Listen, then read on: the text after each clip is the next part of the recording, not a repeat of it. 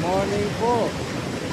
Ito yung update natin ngayon kasalukuyan dito sa Santa Rita Dam. Ayan po, para mapanood po ninyo. Ayan. Ayan po yan, oh. Ayan po.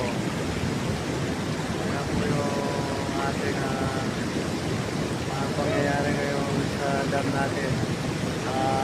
Ngayon po ay July 27, 2025. Ayan po. Good morning po sa lahat. Medyo kumumpante na po yung tubig ngayon. Hindi na po katulad nung nakaraang araw o saka oras. Yan. Yan po, medyo bumaba na po. Nandito po tayo ngayon sa bumaba tayo para ma-videoan po yan. Yan po. Ito po yung dam. Medyo yung sa gilid po, medyo tumagilid natanggal yung camping po nung dam. Yan po. Pero safety naman po siya, natanggal lang yung tali. Pero bumaba na siya. Dahil pack pa rin ang tubig, hindi pa siya totally bumaba. Kaya mayroon pa rin lumalabas ng tubig ulit. Shoutout po sa lahat. Ito po, inano ko po sa reels para